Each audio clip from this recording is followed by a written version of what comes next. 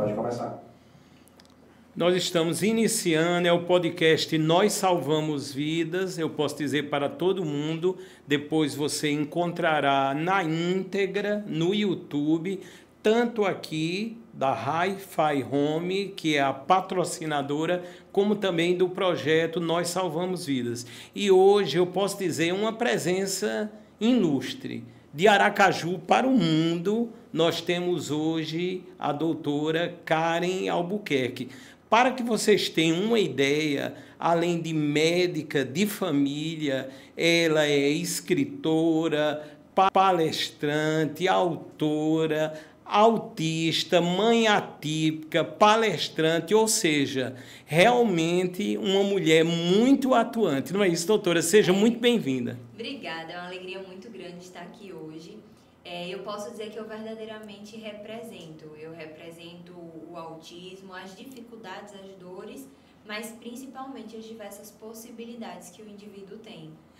Doutora, aí falando um pouquinho de Aracaju, a senhora é natural de lá, sim, de Aracaju, e hoje eu posso dizer, ganhou o Brasil porque faz um trabalho muito consistente, mas para isso houve toda uma caminhada de estudo e investimento. É por aí, doutora? Exatamente, sem dúvida nenhuma. Até porque as pessoas elas querem muito resultado rápido, sem se movimentar. E a verdade é que a vida ela vem desse movimento.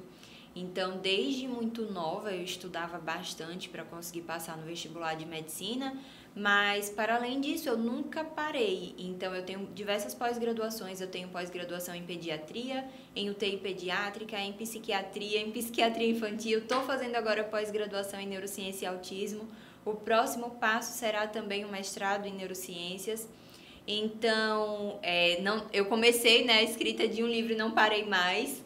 Já estou no meu 4º livro de coautoria, o 2º na coordenação. Então, é exatamente esse movimento o tempo inteiro de trazer novidades e de gerar conhecimento na vida de tantas famílias. Doutora, uma das coisas que nós notamos, lógico, a pandemia foi um momento delicado e de muitas perdas na humanidade, mas também trouxe a telemedicina que propicia, por exemplo, a senhora hoje aqui na maravilhosa cidade de João Pessoa e não para de atender o Brasil inteiro, não é isso, doutora? Exatamente, eu tenho paciente de fora também, eu tenho paciente da França, tenho paciente da Itália, dos Estados Unidos, e como é importante, a gente vencer barreiras geográficas. Então, hoje eu utilizo uma plataforma mesmo de prontuário eletrônico, onde eu consigo fazer o teleatendimento, enviar receitas, enfim, oferecer todo aquele suporte que o paciente precisa e vai muito além disso, porque hoje eu não faço só consulta, eu faço também planos de acompanhamento individualizados, onde além das consultas e das revisões constantes do paciente, eu consigo fazer reunião com a equipe multidisciplinar, e aí toda a equipe do paciente entra ali naquela reunião junto com a família para entender quais são os objetivos, o que é que está dando certo, ficar de fato todo mundo alinhado, e isso traz muita mudança e evolução na vida da criança. Mas também eu faço reuniões com escola, faço mentorias, e hoje eu ofereço mentorias profissionais, então tanto tenho uma mentoria de PEI, junto com uma colega psicopedagoga que é referência nacional em PEI inclusão. Tenho uma certificação em dificuldades alimentares, junto com a fonoaudióloga também. E tenho a minha mentoria para médicos que querem estruturar sua carreira, seu planejamento e para oferecer o melhor atendimento ao paciente. Então, assim, eu posso dizer que eu tenho muitos ramos e que a internet que me possibilita isso. Mas, doutora, que trabalho lindo. E, doutora, a senhora é bastante nova, mas quando pequena teve muito problema ligado com a alimentação? Tive também. Quando eu falo que eu sou autista, muitas pessoas falam, nossa, é mesmo? E de quando veio esse diagnóstico? E a verdade é que lá da minha infância eu tinha muitas dificuldades que não tinham um nome. Então eu recebia até nomes pejorativos, como estranha, apática, sem sentimento, aquela série de coisas, Parecia um extraterrestre, digamos assim. Mas a verdade é que eu sempre tive dificuldade alimentar. Eu tomei mamadeira até 10 anos de idade e eu não conseguia mastigar os alimentos. Eu era aquela criança que colocava carne na boca, chupava e cuspia, por hipotonia mesmo da musculatura orofacial. Depois eu fiquei muito tempo que eu só conseguia comer dois alimentos diferentes, que era a batata e o ovo. que a batata doce com ovo era mais molinho, então era mais fácil de conseguir mastigar e engolir. Além disso, eu tinha dificuldade para correr, hipotonia, era muito desastrada, dificuldade de me comunicar. E eu falava muito pouco, muito baixinho, não entendia piadas, não entendia situações sociais. Enfim, aquela série de dificuldades que não tinham ainda um nome. E eu nem sabia o que era que eu estava enfrentando. Interessante. Ô, doutora Karen, no caso, as mães, né, uma vez, vamos dizer, que vão ter o seu primeiro filho, são tantos os casos de autismo, isso já gera na mãe um certo medo, uma expectativa. Como é que a senhora está vendo esse universo? Então, eu vejo muitos pais preocupados em nem ter filhos por conta disso. A verdade é que o autismo ele é um transtorno de base genética. Então, principalmente aquelas famílias que já têm familiares autistas, elas têm uma possibilidade maior. Além disso, a idade materno-paterna avançada, quando tem esse gene também na família, é um fator que favorece o desenvolvimento do autismo. Nós temos também situações que antigamente não sobreviviam e que hoje sobrevivem, como, por exemplo, crianças prematuras com síndrome de Down, cardiopatias, enfim, até mesmo com autismo lesional por conta de alterações ali durante o período intraútero. Mas tudo isso está favorecendo esse aumento do número de autistas e isso gera muito medo e muita angústia nas famílias. Então, algumas famílias estão buscando orientação genética de quando ter filho, se vão ter filho, qual o momento ideal. Mas o que eu posso falar aqui do meu papel de mãe mesmo é que eu não tenho medo do autismo. Eu tenho medo da desinformação, dos profissionais que ainda não estão capacitados e daqueles que ainda não sabem lidar e verdadeiramente incluir. Mas do autismo, não. Eu sei que o autismo ele traz dificuldades, ele traz a insegurança para muitas famílias, mas eu não vejo nenhum indivíduo autista como invalidado por conta disso. Eles vão ter mais dificuldades, mas nós podemos oferecer mais possibilidades. Doutora, no ambiente escolar, hoje há várias linhas de atuação. A senhora é do conceito que um autista, dependendo do suporte, ele tem que estar ali junto com os outros alunos, porque já estamos vendo algumas experiências de escolas para autistas. Qual é a visão da senhora? Então, a gente teve essa saída das escolas especiais para as escolas tradicionais e agora a gente já começa a ter esse movimento contrário, de voltar às escolas especiais. Eu vejo que a verdade é que as escolas não estão sabendo incluir de fato. Então, não é à toa que eu tenho esse trabalho também voltado para escolas, porque a gente precisa oferecer o suporte para a criança se desenvolver. Nós temos muitas escolas, por exemplo, que querem que a criança seja alfabetizada se a criança não tem sequer essas habilidades pré-escolares de sentar, de esperar, de segurar um lápis, fazer aquele treino mesmo de brincadeiras da direita para a esquerda, porque depois essa criança vai escrever da direita para a esquerda. Enfim, são diversas coisas que não são vistas e que a escola não sabe sequer praticar. Então, eu vejo que da forma como está hoje, muitas vezes as crianças elas estão lá e não estão sendo incluídas, então ficam embaixo da carteira chorando, ficam gritando lá no pátio. Enfim, dessa forma que está hoje, as crianças não estão se beneficiando e por isso nós temos esse retorno de escolas especiais. Porém, se a gente tivesse escolas verdadeiramente capacitadas, com presença de acompanhante individualizado para fazer esse pareamento 1 para 1, ajudar aquele indivíduo a fazer parte, a pertencer e a evoluir, eu acredito que teríamos sim bastante evolução. Mas é algo que demanda um contexto muito grande no entorno disso. Nós precisamos de profissionais capacitados, da escola com esse olhar para a inclusão e desse treinamento constante, porque não é só, eu participei de um curso que falava sobre isso. Não, é realmente um processo de mentoria, onde é preciso segurar na mão dessas escolas e oferecer para essa criança as melhores possibilidades.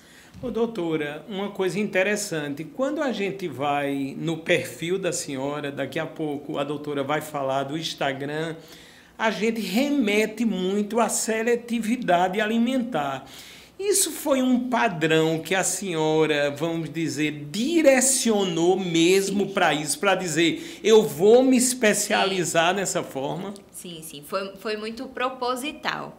Eu falo isso porque, assim, eu tenho esses vários ramos que eu nem falo lá dentro do perfil, mas por que eu falo tanto de seletividade? Por que eu foco tanto na seletividade? Porque foi minha maior dor. A minha filha, ela parou de comer ali no período da poda, e é muito comum falar da criança que para de falar, mas se fala muito pouco da criança que para de comer, existe essa relação. E a minha filha, quando parou de comer, eu procurei muito profissional. Eu procurei médico, eu procurei equipe multi. Eu estava desesperada para que a minha filha comesse. E poucas pessoas conseguiram me dar orientações mínimas. Eu falo isso porque eu recebi orientações perigosas mesmo, no sentido de deixe com fome que ela come, é só frescura, coloque na escola que vai resolver, tem que comer com outras crianças. E tudo isso só vai gerando mais ansiedade na criança e dificultando ainda mais esse processo. Então, quando eu comecei a estudar para ajudar minha filha, para fazer ela comer, e eu era muito criticada, porque as pessoas diziam assim, e aí, doutora, sua filha não come? E eu era a médica que atendia criança e que a minha própria filha não comia. Então, eu comecei a procurar cursos nesse sentido. A verdade é que eu não encontrava. Eu queria pagar um curso e não tinha um curso sobre isso. Eu procurava profissionais, eu pagava consultas e os profissionais não sabiam me orientar sobre isso. Então, é algo que eu quero transformar aquela minha dor, e eu falo muito isso, a minha dor de ontem é justamente o que eu profetizo hoje, porque foi a transformação que eu vivi na minha vida. E por ter vivido essa transformação na alimentação da minha filha, eu sei que é possível, com ciência e com direcionamento, fazer com que outras crianças comam. Eu não imaginava que era tão frequente. Mas depois que eu comecei a atender focada em seletividade e dificuldade alimentar, chega muita criança com a história muito parecida com a da minha filha. Então, que parou de comer ali por volta de 1, 2 anos de idade, que já está com 6, 7, 8 anos e só come leite, só come fórmula infantil. Hoje eu atendi uma criança de 9 anos. Ela só toma leite. Não mastiga nada sólido. A criança que está em um risco nutricional, assim, importantíssimo, 9 anos de idade. Então, é muito frequente. Mais frequente do que eu mesma imaginava. Doutora, como é que a senhora consegue fazer esse acompanhamento online, essa fiscalização, que muitas vezes os pais estão ali comendo alimentos que não são adequados àquela criança? Como é que ocorre isso à distância para ter essa segurança? Então, quando a gente começa esse processo, plano de acompanhamento mesmo individualizado, a primeira coisa que eu pergunto para o pai e para a mãe, de 0 a 10, quanto que você está comprometido com esse processo? Porque se me responderem 9, eu já não acompanho.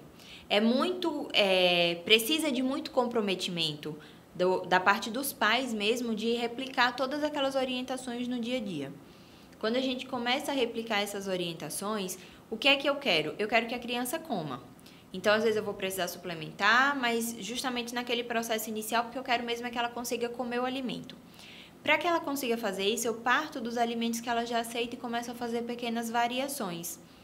E eu preciso que o pai e a mãe participem ativamente disso, porque muitas vezes a criança ela vai ser aproximada do alimento não para comer, mas primeiro para dar na boca de um cuidador, para participar como se fosse um momento de brincadeira, com reforço positivo, nunca forçando, sempre respeitando os sinais da criança, tanto de saciedade como de desconforto. Tá, doutora, mas e aí como é que você consegue participar desse processo sabendo se dá certo? Eu faço revisão e as revisões são constantes. Em geral, eu faço a cada 15 dias uma nova reunião com a família, onde eu vou avaliar os vídeos que foram enviados lá no grupo da gente, ver o que deu certo, o que não deu certo, o que foi que a criança tolerou, o que foi que a criança rejeitou, traçar novas rotas, né? Várias vezes a gente precisa recalcular essas rotas, ampliar os objetivos de acordo com a aceitação. Então, é muito esse trabalho de supervisão mesmo. Muitas vezes as mães me perguntam, tá, então seu plano de acompanhamento você vai vir e a criança vai ficar aqui com você 1 hora a cada 15 dias? Não, de jeito nenhum. Porque eu entendo que muito mais importante do que ficar ali aquela horinha com a criança é fazer essa supervisão com os pais. Então, direcionar todas as próximas etapas que eles vão fazer pelo menos 2 vezes por dia pelas próximas 2 semanas. E depois voltar a entender o que deu certo, o que deu errado e o que a gente vai recalcular, entendeu? Ou seja, vocês estão ao vivo, inclusive, no podcast Nós Salvamos Vidas. E, doutora, hoje, em homenagem à senhora, todas essas imagens, elas remetem à causa tão nobre, né, do autismo, que a senhora vivencia e atua com tanto amor. A senhora realmente, assim, é encantadora, faz um Obrigada. trabalho belíssimo e transforma realmente vidas. Doutora, eu tive a oportunidade de visitar clínicas especializadas em tratar crianças com autismo. E eu vi naquele ambiente algumas crianças tipo de suporte 3, nível 3. Doutor, é uma coisa que quando você vê, causa um impacto muito grande, né, doutora? Como é que a senhora lidar com esses momentos assim? Eu vou falar que é mais difícil quando a gente está lidando dentro de casa. E eu falo isso porque muitas vezes só de ver o meu filho ganhar e perder habilidade, muitas vezes ele tem hoje 1 ano e meio, então muitas vezes ele aprende a falar um mamã e esquece como fala um mamã. Ele chamava a irmã de nenê e esquece como que fala aquele nenê. Ele faz muito isso, de ganhar e perder, ganhar e perder. Ele tem um repertório de fala muito baixo ainda para a idade dele, ele fala menos de 10 palavras, um contato visual fraco, e aí eu vejo ele andando na pontinha do pé, fazendo flapping, várias outras estereotipias, e viver isso dentro de casa gera aquela angústia, Sim. né? Será que eu estou intervindo da forma correta? Será que eu estou falhando? Eu posso dizer que viver dentro de casa dói mais, porque quando a gente está do lado de fora liderando uma equipe, a gente consegue sentir que você não está tendo aquele envolvimento emocional que atrapalha. E dentro de casa, muitas vezes eu tenho esse envolvimento emocional que atrapalha, porque é meu filho. Com a minha filha eu também tive muito isso, mas graças a Deus hoje eu posso dizer que ela está voando, ela está se desenvolvendo muito bem. Graças a Deus, né? E dentro do consultório, eu tenho 2 crianças que me impactaram muito, de todos os níveis 3 de suporte. Por que eu falo isso? Porque uma delas foi uma menina de 9 anos de idade, não verbal, completamente estereotipada, com muitas dificuldades com sono, com alimentação, e que ela não tinha tido diagnóstico até os 9 anos de idade. Então essa foi uma que me impactou muito, porque essa criança ela perdeu um mundo de possibilidades. Ela vai começar a intervenção só com 9 anos de idade. Então ela perdeu um momento crucial de neuroplasticidade, de intervenção precoce, enfim. Foi um tempo perdido e que não volta. Uma outra criança que me gerou um impacto muito grande foi um menino de 9 anos também de idade. Esse já tinha tido diagnóstico mais cedo, mas teve intervenções muito ecléticas, e quando a gente não tem a equipe toda unida com o mesmo objetivo, a criança ela perde também em evolução. E esse menino ainda com muitas crises, muitas dificuldades. E o pai ele me relatou o seguinte, que a psicóloga só iria acompanhar a sua criança até os 11 anos de idade, depois não ia mais acompanhar. E aí ele disse, tá, doutor, e agora o que é que eu vou fazer? Porque o meu filho continua tendo crises e o meu filho não está se desenvolvendo. Então foi algo que também me gerou um impacto muito grande, porque a gente sabe sim que a grande maioria das crianças com diagnóstico precoce ela vai evoluir bem. Mas nós temos aquele número menor que não tem uma genética favorável e que vai ter sim mais prejuízos, então que vai precisar de mais atenção e de mais suporte. E quando a gente vê essa família ficando desassistida, sem uma orientação profissional, ou com aquela ideia de tipo, até 11 anos de idade eu acompanho seu filho, depois se vire. Isso me gera muito impacto. O fato da criança ser nível 3 não me gera tanto impacto por viver isso no dia a dia e por ver que muitas dessas crianças elas evoluem. Seja aquela muito pequenininha que com intervenção evoluiu para o nível 2 ou até mesmo para o nível 1, ou ainda aquela criança que é funcional, então ela não tem uma fala, mas ela consegue se comunicar, ela tem poucas crises. Isso já não me gera impacto, pelo contrário, isso me traz uma felicidade muito grande de poder acompanhar a evolução dessas crianças. Ou seja, o tratamento precoce aí é vital na história toda, né, doutora? Faz toda a diferença. Aí, doutora, no caso a senhora falou muito nos filhos, eu queria que a senhora dissesse o nome, as idades, né? Eu tenho Caliane, ela tem 7 anos, vai fazer 8. Ela é nível 2 de suporte. Ela, além do autismo, tem também diagnóstico do TARI, o transtorno alimentar restritivo evitativo. Mas quando eu falo que ela tá voando, é porque apesar de ser uma menina TARI que comeu por 5 anos apenas fórmula infantil, Hoje ela come arroz, feijão, carne, frango, ovo, cuscuz, várias frutas, enfim, ela tem um repertório alimentar bom. Ela tem um poder cognitivo muito bom, então ela está se desenvolvendo muito em habilidades, ela lê, ela faz cálculos, enfim, toda a estimulação que foi dada, ela está respondendo muito positivamente. Ela até por um período chegou a fazer autolesões e lesionava o rosto, mas hoje, graças a Deus, não faz mais. E o Bernardo, que tem 1 ano e meio e que faz intervenção desde 7 meses de vida, ele é um autista com nível de suporte ainda não especificado, porque quando a gente fala em um diagnóstico muito precoce, muitas vezes vão falar que é nível 3 de suporte, só que a gente sabe que justamente essa intervenção precoce é o que muda a vida da criança. Então, eu acredito muito fortemente que em breve ele vai ser nível 2 e quem sabe nível 1 de suporte. Com certeza absoluta.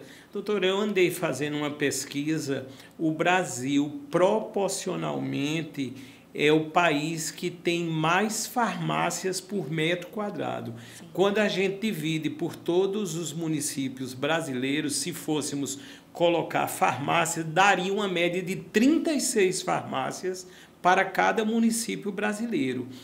E essa última semana gerou-se uma expectativa muito grande quanto a um medicamento que poderia estar ocasionando Sim. autismo. Qual é a visão da senhora? Vale a pena ter uma cautela, ler esses artigos, porque nós já vimos na história muita coisa que antes, vamos dizer, não era aceitável, mas que hoje é. Como é que a senhora está nesse turbilhão de informação? As mães devem estar inquietas, né, doutora? Tem informações que eu costumo chamar de desserviço. Sim, sim. Porque, igual aquela ideia de falar que vacina tem relação com autismo. A verdade é que aquele período onde a criança recebe mais vacinas é o período também da poda neural. E que uma poda irregular vai trazer essas características do autismo, ou até mesmo do autismo regressivo. Da mesma forma, a gente não pode culpabilizar uma medicação sem evidência científica robusta de que aquela medicação vai gerar um autismo, vai desenvolver, até porque isso só vai gerar uma corrida desleal, tanto de indústria farmacêutica, mas principalmente de medo de mães que possam ter feito mal, ou estar fazendo mal para os seus filhos, enfim. Então, essas informações elas precisam ser muito trabalhadas com muita cautela, justamente para não gerar esse desserviço mesmo para a população. Ô, doutora Karen, eu já entrevistei algumas médicas, mães de filhos autistas, e elas relatam momentos de muito preconceito. Algumas Sim. já disseram, Fábio, ali eu tive que brigar, outra me disse, eu tive que entrar com o processo. A senhora já teve situações desse tipo? Graças a Deus, não. Eu vou lhe dizer por quê. Talvez pelo meu autismo, as minhas próprias características mesmo de não enxergar determinadas situações. Então, eu escuto muito isso, que para que eu consiga ver algo tem que esfregar-se na minha cara. Então, talvez minha filha já tenha sofrido algo que eu não consegui enxergar. Eu falo isso também porque, apesar de tentar sempre socializar, se eu puder, eu fico no meu canto, eu fico em casa. Sim. E isso é algo que eu trabalho bastante em mim para expor sempre ela e o meu filho a uma socialização. Porque se depender de mim, eu realmente não vou. Já ouvi muito, mas eram críticas no sentido da alimentação, né? E aí, doutora, ela não come, não está comendo nada, dá uma coisa gostosa, como se a culpa fosse sempre minha, pelo fato dela não comer.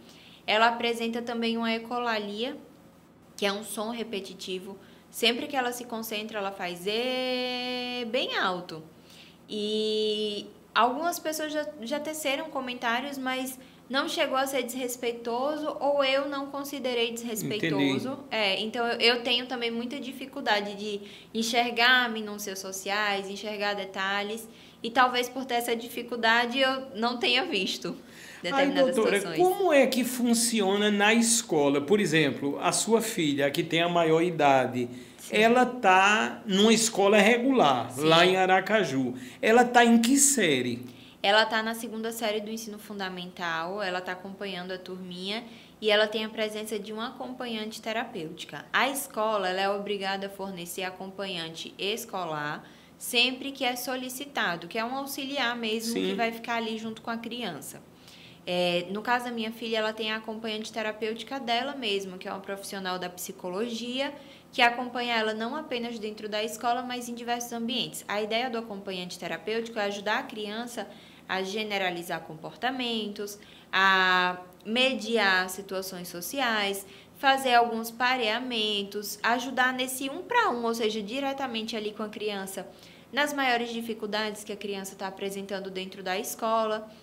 Então, depois da entrada da acompanhante terapêutica dela dentro da escola, foi algo muito positivo, onde a gente conseguiu vencer até algumas barreiras que às vezes a escola não consegue enxergar e que esse profissional, por estar também em outros contextos, consegue trazer esse auxílio e esse direcionamento. Então, hoje ela está, graças a Deus, evoluindo muito bem. Aí, doutora, no caso, pela relação idade-série, ela está na idade correta para aquela série ou há um atraso? Não. E vai se conseguir acompanhar ou isso é um enigma ainda? Acredito que, no caso dela, sim.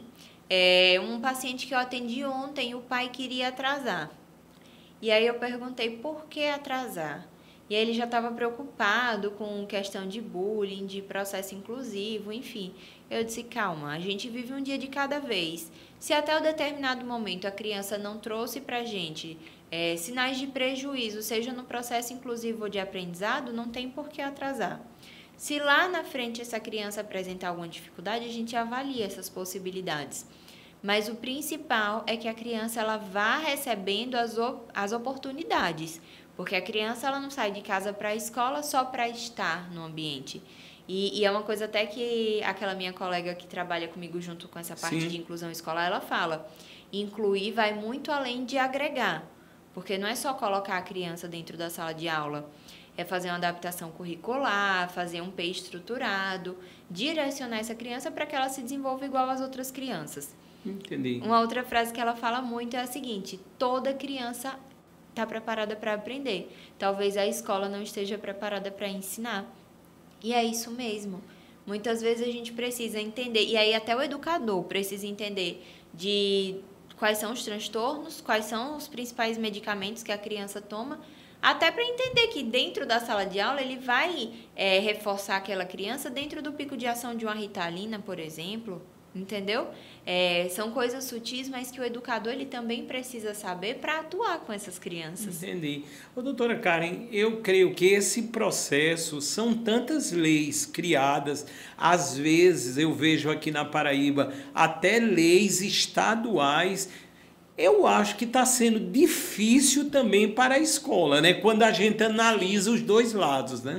Está sendo difícil para todo mundo, a verdade é essa. Eu falo isso porque se para mim, que formei há pouco mais de 5 anos, eu não tive esse conhecimento acerca do autismo que eu tive que pagar cursos e capacitações para aprender, imagine um professor que foi formado há 10, 15, 20 anos.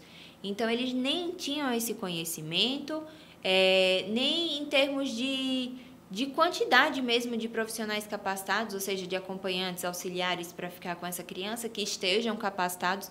É tudo muito novo ainda, novo no sentido de tenho que aprender para conseguir incluir.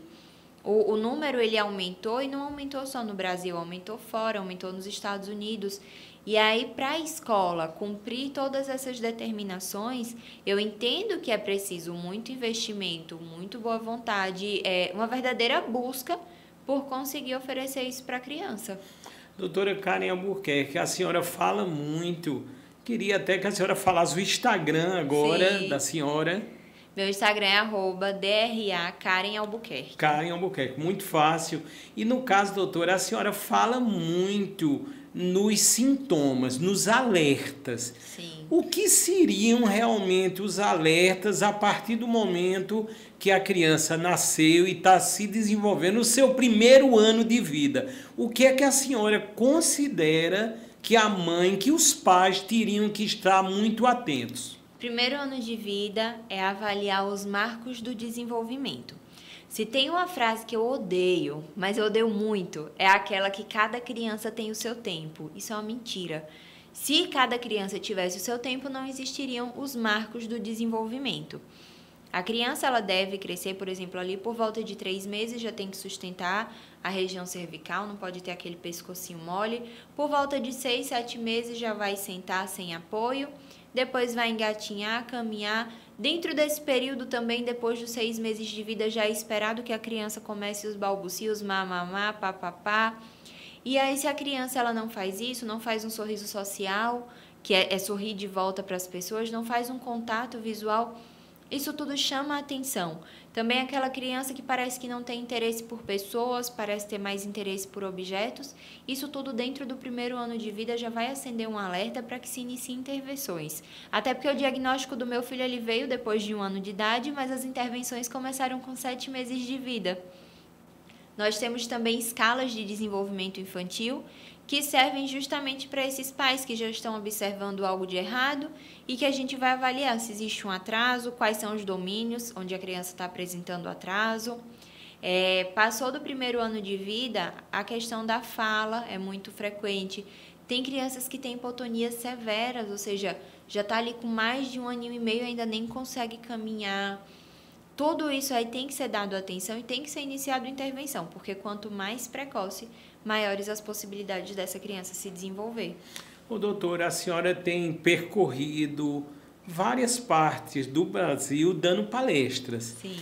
A senhora tem notado, assim, muitos profissionais dessa área, competentes, qualificados, ou o Brasil ainda está muito carente de profissionais como a doutora Karen Albuquerque? E aí, doutora? Eu sinto que tem muitos profissionais com boa vontade, mas talvez sem o direcionamento certo, ou até mesmo que se perdem no meio desse caminho. E aí eu falo se perder assim, seja porque ficou atrelado a um valor de consulta mais baixa, onde precisa colocar mais de um paciente, ou muitas vezes acaba não oferecendo tudo aquilo que o paciente precisava. E aí até sobre valorização profissional mesmo, cada profissional ele precisa se valorizar o seu esforço, mas oferecer também a melhor experiência para a criança, porque a gente está falando de desenvolvimento infantil, né? Eu falo isso porque o profissional ele está ali porque ele aceitou estar ali. E se ele aceitou estar ali, ele tem que oferecer o melhor dele para aquela criança. Eu vejo muitos profissionais correndo com boa vontade, atrás de conhecimento, mas eu também vejo muitas famílias, e aí eu falo isso pelas famílias que me procuram mesmo, que ainda estão perdidas, que procuram diversas clínicas, que procuram ajuda, mas que ainda se sentem perdidas, ainda estão recebendo terapias ecléticas, que recebem muita terapia ABA, que não é ABA de verdade. Então, a gente ainda precisa muito se fortalecer nesse sentido de responsabilidade mesmo com aquela criança que está ali à nossa frente. Doutora Karen Albuquerque, um dos ministérios que mais recebe verba é o da saúde. A senhora vê no ambiente do SUS trabalhos interessantes voltados ao autismo? Como é que está essa história? Porque a imensa maioria da população brasileira é carente. Sim, sim. Olha, eu vou lhe falar o que eu vejo dos meus pacientes. E eu tenho pacientes de diversos estados. Acontece muito de enviar o laudo, solicitar as terapias e o paciente volta depois de 2, 3, 4 meses sem ter iniciado uma terapia. Porque, infelizmente, ainda estão na fila. Eu entendo que a demanda ela está aumentando, mas a gente precisa aumentar também esse suporte de terapias para aquela criança. Então, são muitas crianças que ficam meses na fila, ou ainda crianças que estão ali, por exemplo, fazem 2, 3 meses com o psicólogo, aí depois tem que parar, porque agora outra criança que vai fazer e só vai voltar depois de alguns meses. A mesma coisa acontece com o fono, com o nutri, com o fisioterapeuta. Então, não dá para ficar fazendo interrupção e não dá para deixar essa criança esperando por meses numa fila. Ou seja, o governo verdadeiramente, quando eu falo governo, o todo, eles Sim. não estão acompanhando, na verdade, porque quando a gente vê essas filas que ocorrem praticamente em todos os setores da saúde, são pessoas que muitas vezes ali, eu vejo a fila oncológica, estão indo a óbito, né, doutora? Sim, isso. E é até... Óbito é uma palavra forte, Sim. Mas a gente pode até correlacionar isso, porque tempo é cérebro. Quanto mais cedo a criança começa a intervenção, maiores as possibilidades. E a criança que perdeu essas possibilidades? E que talvez seja um adulto muito mais comprometido por conta disso. Ele perdeu uma parte da vida dele. Então, a gente precisa olhar com mais cuidado.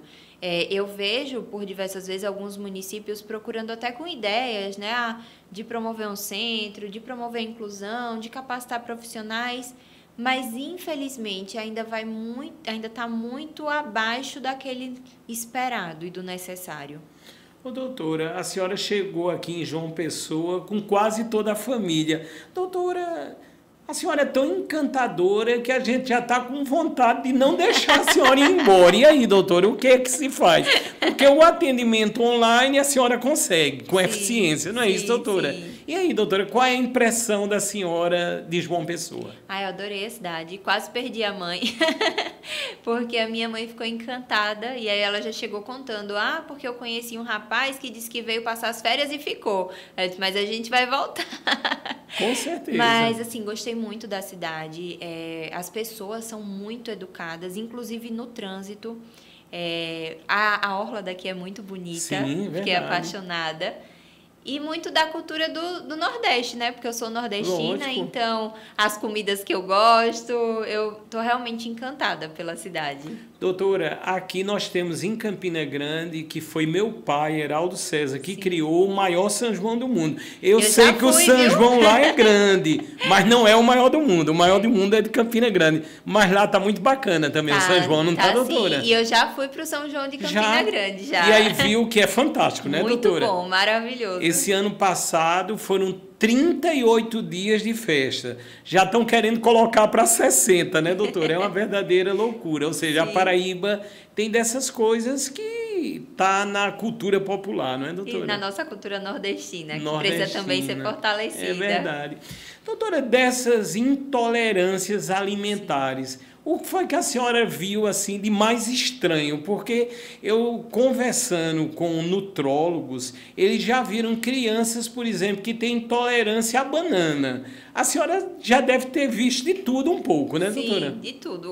Os mais frequentes são ao glúten, a lactose, a caseína do leite, muitas vezes, ou ainda a cor. Então, tem crianças que realmente têm alergia a determinados corantes, a determinadas cores. E aí, até uma criança que falava, eu tenho alergia a dipirona, mas não é a dipirona, era o corante da Novalgina, e se tomasse o comprimido diluído não tinha. Então, são muitas peculiaridades que vão apresentando, né, que a gente vai observando mesmo nesse processo de acompanhamento. Mas, para mim, algo que chama muito mais atenção é o que vai além disso. Porque muitas vezes, quando eu avalio a criança que não come, ela não está deixando de comer por ter uma alergia ou por ter uma intolerância. Ela deixa de comer pelos desconfortos que aquele alimento causam. E que muitas vezes são desconfortos sensoriais, seja pelo cheiro, pela textura ou pelo sabor. Estão ali também associados a esse período da poda. Muito interessante. Ô, doutora, para a senhora chegar nessas conclusões de um trabalho que eu sei que é fantástico, está tendo uma projeção, graças a Deus, nacional. Quais são os exames habituais que a senhora pede àqueles pais para que seja feita numa criança que já foi detectada como autista? Sim, vamos lá. Pensando agora na seletividade e na dificuldade alimentar. Eu sempre peço exames laboratoriais que eu preciso ver se essa criança tem deficiência de micronutrientes. Essa deficiência ela pode estar associada a uma alteração do paladar e que faz com que a criança coma menos ou tenha até um transtorno de pica, que é aquela criança que come papel, que come pedra, que come objetos que não são alimentos. Depois disso, eu preciso investigar. Será que essa criança pode sentir dor quando come? Será que ela tem uma doença do refluxo gastroesofágico? Então, eu vou fazendo essa investigação para ver a necessidade de uma endoscopia. Algumas crianças, elas são respiradoras bucais e aí talvez uma hipertrofia de adenoide pode estar levando a isso. E pelo fato de respirar pela boca, altera a dentição, altera a musculatura orofacial e altera a mastigação. Então, é muito peculiar da criança. Eu tenho que entender o contexto, eu tenho que entender a dificuldade para fazer uma triagem mais assertiva. Entendi. Ou seja, o trabalho de forma inerente é multidisciplinar, Isso, né, doutora? Ou isso. seja, naquela ação da senhora já vai precisar de outros profissionais. Sim, com certeza. Eu falo muito que um profissional sozinho, ele não dá conta da seletividade e da dificuldade alimentar. Principalmente porque, assim, eu gosto até de diferenciar. Seletividade, ela é autolimitada, ela é transitória, passa ali um período da infância e depois a criança supera. A dificuldade alimentar, não. E na maioria das vezes, as crianças, elas têm dificuldade e não seletividade. As dificuldades, elas podem ser motoras, sensoriais ou psíquicas. E quando essa criança apresenta a dificuldade e não é tratada, ela vai levar lá para a vida adulta. Os estudos que investigam dificuldade alimentar no autista adulto faz muita relação com essa parte sensorial. Então, justamente da sensação que a criança tem diante do alimento. E aí vai o cheiro mesmo do alimento, o sabor, a textura, tudo isso aí pode acender um alerta no cérebro, que é como se o cérebro visse o alimento como perigoso, e aí a criança quer correr. Então, se a gente pensa nesse contexto inteiro da dificuldade, é preciso a nutricionista para fazer a terapia nutricional da criança e aumentar esse repertório. É necessário o fonoaudiólogo que vai avaliar as questões motoras orofaciais e treinar uma mastigação, uma deglutição, lateralização da língua. É importante o terapeuta ocupacional para trabalhar em cima das questões sensoriais. É importante também o papel do psicomotricista. Muitas vezes a criança não consegue pegar o garfo e levar à boca. É importante o papel do psicólogo para trabalhar essa parte de suporte psicológico, de fobia alimentar. Então, muitas vezes o gastropediatra para avaliar alergias, intolerâncias, o otorrinolaringologista para ver essa questão de crianças respiradoras bucais, de hipertrofia de amígdala, de adenoide. Não tem como falar de um profissional só, é uma equipe inteira, integrada. Muitas vezes nós vamos precisar também do nutrólogo para fazer uma suplementação, às vezes até mais agressiva mesmo, porque muitas crianças elas estão num risco nutricional muito grande. Então, a gente precisa de toda uma rede interligada para que essa criança, de fato, consiga comer, mas se desenvolver da maneira adequada. Doutor, eu sempre falo muito na tecnologia, né? Ou seja, é uma coisa que está na minha alma, no meu dia a dia. Como é que a senhora está vendo? Porque muitas vezes a pessoa esquece também do adulto autista. Sim. Ou seja, com a evolução dos tratamentos, dos estudos, muitas pessoas hoje estão se descobrindo como autistas, não é isso, doutora? Sim. Nós estamos tendo muito diagnóstico, principalmente depois do diagnóstico dos filhos, quando esses pais vão estudar, vão conhecer e começam a se enxergar, que foi o que aconteceu comigo. E dentro desse contexto, a tecnologia ela vem tanto para trazer conhecimento e trazer possibilidades, mas também para conectar e para aproximar pessoas. Eu falo isso porque da mesma forma que eu consigo fazer um atendimento online e atender crianças que estão do outro lado do Brasil ou até mesmo do outro lado do mundo, também eu tenho profissionais que fazem o acompanhamento dos meus filhos e que moram, por exemplo, na Itália e em outros locais. É importante falar sobre isso porque a internet ela aproxima pessoas, Sim. Ela conecta pessoas em locais distintos e também traz uma leva de informação muito grande, de conhecimento, de atualizações, que vai transformando a vida dessas crianças. Entendi. Doutora, no caso, quando a senhora falou agora de outros países, né? A gente pensa muito nos Estados Unidos. Eles estão muito evoluídos quando a gente fala numa clínica que trata de autismo nos Estados Unidos, ou nós temos hoje profissionais que estão equiparados com o mundo? Como é que a senhora vê isso? A gente, por incrível que pareça, os Estados Unidos ele é uma potência, ele é uma referência e lá nós temos muito, inclusive regulamentação de aba, coisas que a gente ainda não tem aqui. Mas quando a gente pensa em outros países de fora, como Itália, França, é impressionante como o conhecimento sobre o autismo ainda está atrasado. Então, como nós saímos na frente, não é à toa que eu tenho pacientes desses países que me procuram pedindo por ajuda mesmo, por orientação, porque lá não estão conseguindo esse suporte. Ô, doutora, qual é o paciente assim com autismo que a senhora já, vamos dizer, atendeu de maior idade assim? Eu já atendi uma menina adulta ela tem 20 e poucos anos, eu não lembro exatamente, mas que além de autista, ela é TARI, ou seja, ela tem o transtorno alimentar restritivo evitativo e come muito pouco. Eu atendo pacientes mais velhos também, eu tenho pacientes de 30, 40 anos de idade, mas por que eu falei dessa de 20 e poucos anos? Sim. Porque muita gente pergunta qual a idade para diagnosticar o TARI. Não tem. Nós podemos fazer esse diagnóstico tanto na infância como na vida adulta, mas o TARI ele tem uma taxa de mortalidade associada a ele, uma taxa de 1 a 2%, e que se a gente não faz o aumento de repertório, aquele indivíduo pode morrer por não comer. Tem que falar assim com palavras duras, justamente para trazer esse olhar, essa atenção de cuidado para o indivíduo que não come.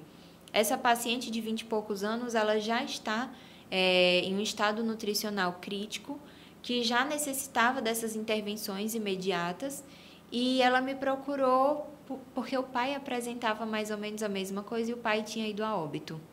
Então, por que eu estou falando nela? Porque ela é um caso real daquilo que a gente vê no livro.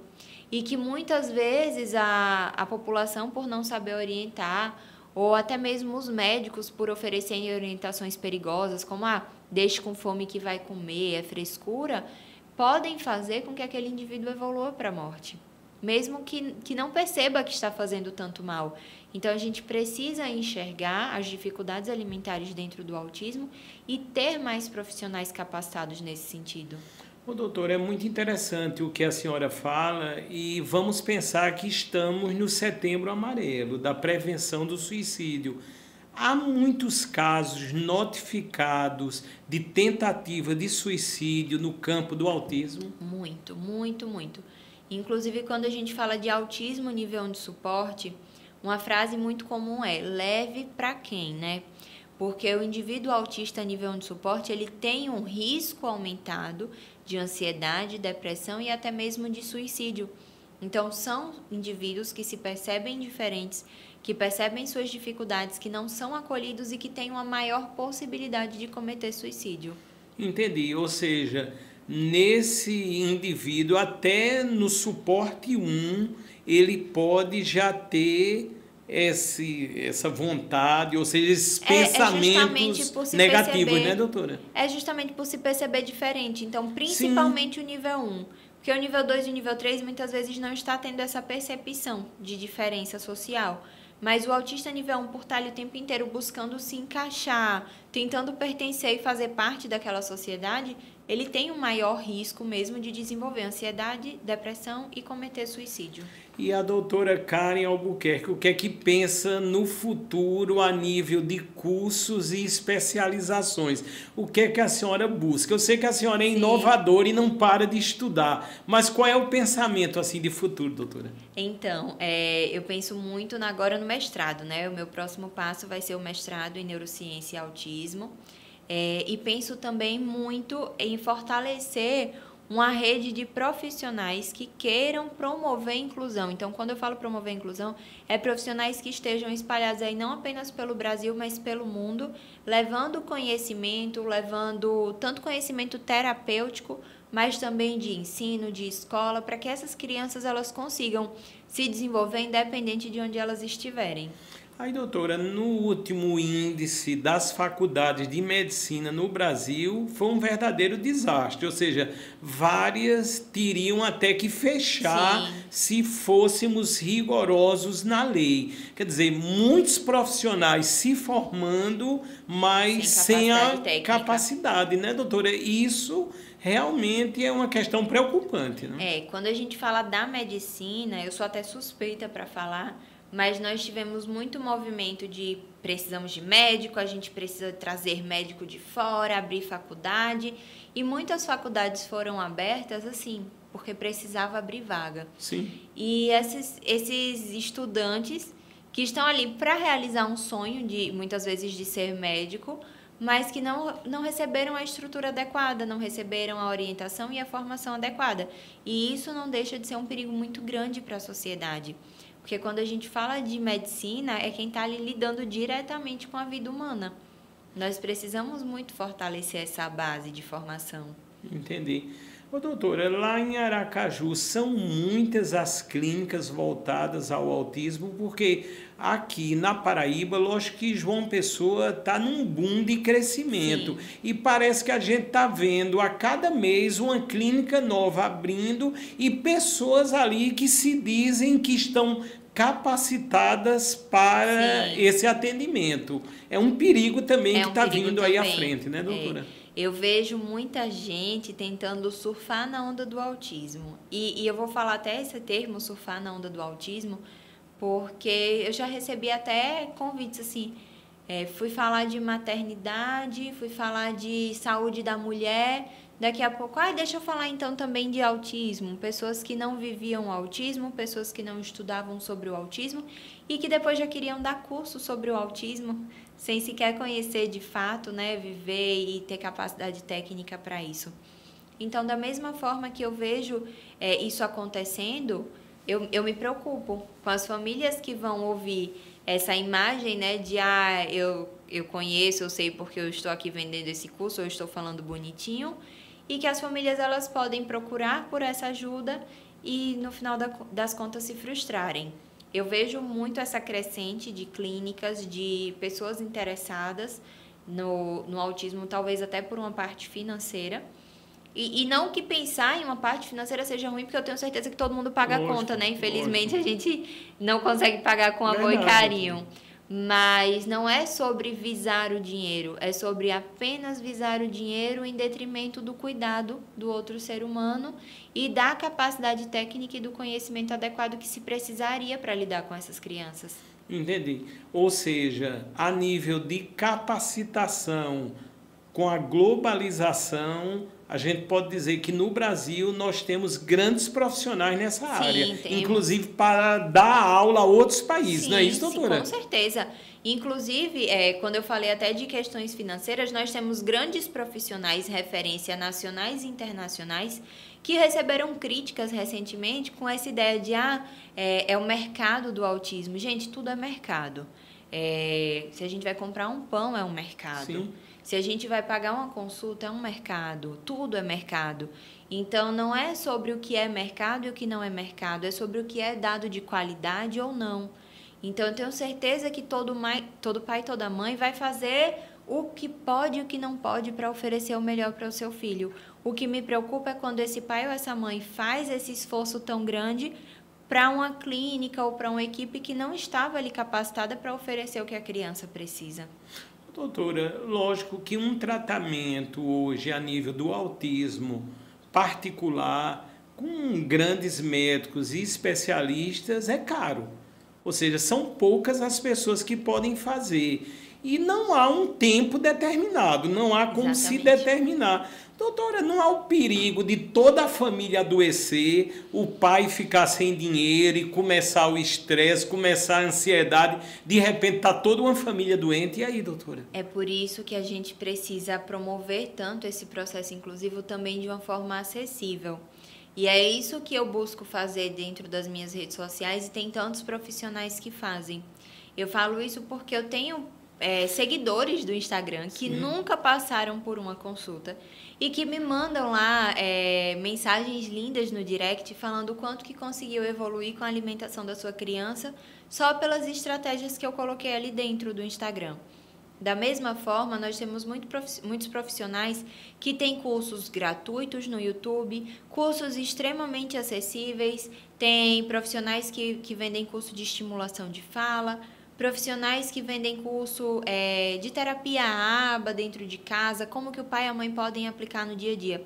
Não estou dizendo que isso aí vai suprir toda a demanda que um profissional faria dentro de um consultório, mas também porque o pai e a mãe conseguem oferecer, dentro dos seus limites e das suas possibilidades, intervenções dentro de casa. E aí talvez pagando uma supervisão, talvez levando dentro do que consegue para uma terapia, mas também replicando aquilo dentro de casa. Enfim, a gente não pode focar no problema, no que eu não consigo oferecer para o meu filho. Pelo contrário, a gente precisa focar nas possibilidades que nós temos e que nós podemos oferecer para a criança. Tantas vezes eu faço uma consulta de uma criança SUS-dependente e eu falo, olha, você ainda não conseguiu a terapia, mas você vai entrar nesse YouTube, nesse Instagram, vai estudar desse jeito, vai fazer isso com seu filho. E o que tiver dúvida, você vai me perguntar na próxima consulta. Porque é sobre isso, é sobre oferecer possibilidades e não sobre trazer dificuldades. Doutora, eu achei muito interessante o que a senhora falou, porque muitas vezes, de uma consulta ali, lógico, está se investindo na vida, na saúde. Sim. Mas se os pais procurarem se informar adequadamente e seguir aquele roteiro, eles podem ali crescendo junto com o tratamento. Né? Isso acontece muito com os cuidadores, não é? Tem muitos cuidadores que são filhos, que não estavam habilitados, mas o amor, a informação fez toda a diferenciação, não é, doutora? Isso mesmo. Muito legal. Doutora, nós chegamos no final do podcast Nós Salvamos Vidas e assim, eu quero dizer de coração, eu já fiz muitas entrevistas, muitas. Eu acho que essa é a de número 877, se eu não me engano. Mas eu posso dizer com toda exatidão, a senhora é uma mulher espetacular, uma médica excepcional. É uma pessoa assim que a gente dá vontade de fazer uma consulta, não é? Ou seja, é brilhante o trabalho que a senhora faz. Eu quero agradecer em nome da Hi-Fi Home a presença da senhora. Eu tenho certeza que todos que fazem parte aqui ficaram encantados. A senhora ilumina os ambientes e saber que vamos contar com a senhora no SINAB, justamente em agosto do próximo ano, já nos deixa realmente feliz e até com aquela ansiedade do bem. Portanto, doutora, as palavras finais da senhora, a senhora pode repetir, obviamente, o Instagram, e assim, foi uma satisfação entrevistar a senhora. Pode ter certeza que é a dimensional aonde a senhora vai chegar. A gente deseja muita saúde, muita luz, porque eu posso dizer com exatidão, assim, o Brasil tem que aplaudir a senhora, porque essa é uma causa que emana muito amor. A gente sabe que a medicina é importante em todas as suas áreas, mas essa área é muito especial. Muito obrigado, viu, doutora? Eu que agradeço, eu agradeço muito o carinho, o acolhimento, desde antes mesmo de eu chegar aqui a João Pessoa, toda a receptividade que eu tive, e falar que eu fico muito feliz em estar aqui com vocês no próximo ano, no SINAB, nos dias 12, 13 e 14 de agosto. Vai ser uma alegria muito grande poder contribuir com esse evento tão lindo.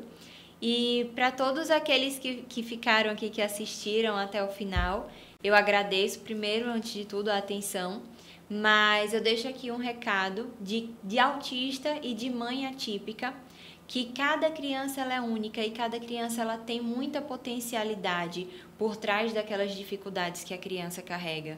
Então, não desanime, não desacredite da sua criança e principalmente não trave, porque é só não parar, é só buscar conhecimento que a gente consegue, sim, não apenas mudar a vida dos nossos filhos, mas transformar a vida desse país e de tantos pacientes que nós vamos tocar. E é diante desse cenário que também está exaltando a vida, foram fotos belíssimas aí, nós temos que pensar positivamente, né, doutora? Exatamente. São muitos os desafios, né? Toda hora estamos sendo testados, faz parte da vida, mas isso também gera crescimento, né, doutora? Com certeza, é aquela ideia, se a gente vai travar diante do problema ou se a gente vai buscar uma solução.